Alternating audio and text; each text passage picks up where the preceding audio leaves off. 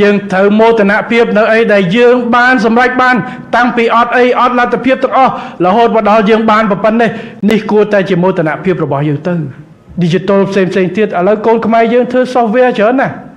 សរសេរកូដមកវឹក COVID នេះយើងអត់ចាំបាច់ទៅទិញកូដពីក្រៅទេខ្ញុំចាំកាលពីមុនដូចហាង Lucky មួយចំនួនគាត់ទិញកូដចង់វាយaccounting ហ្នឹងទៅទិញពីសិង្ហបុរី$20-30 ម៉ឺនឥឡូវកូនខ្មែរគូសសរសេរឲ្យបាន Excel នេះជាងកាលខ្ញុំអង្គុយការរៀនអង្គុយគូសឥឡូវក្មេងៗគេបងថាបងអាហ្នឹងយើងមិនបាច់ទៀតទេខ្ញុំសរសេរកូដឲ្យអាកុំព្យូទ័រហ្នឹងវារត់ខ្លួនវាឲ្យបងឯងចំណាយ24ម៉ោងអាកុំព្យូទ័រវារត់ឲ្យតែ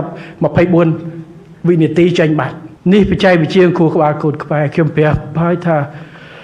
ខ្មែរយើងអត់អន់ទេកសាងកសាងអីបានសំខាន់មានឱកាសចឹងហើយបើដែលយើងជាប់សង្គ្រាមយើងមានឱកាសរៀនសូត្រកូនខ្មែរយើងប្រព័ន្ធអប់រំយើងកាន់តែល្អឥឡូវហ្នឹងយើងមិនទាន់ល្អខ្ជិះតែយើងខិតខំកូនខ្មែរយើងចេញទៅប្រកួតម៉ាត់នៅក្រៅប្រកួតរ៉ូបូនៅក្រៅឈ្នះហើយអា program មួយដែលកូនខ្មែរនៅក្រសួង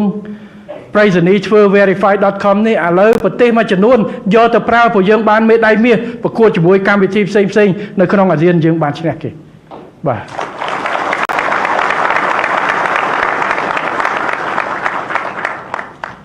ប៉ុន្តែយើងមានបញ្ហាយើងនៅមានសមត្ថភាពកំណត់ជាច្រើនដែលយើងត្រូវបន្តបន្ថែមប៉ុន្តែយ៉ាងហោចណាស់យើងត្រូវមោទនភាពនៅអីដែលយើងបានសម្រេចបានតាំងពីអត់អីអត់លទ្ធភាពទាំងអស់រហូតមកដល់យើងបានប៉ុណ្ណេះនេះគួរតែជាមោទនភាពរបស់យើងទៅបាទ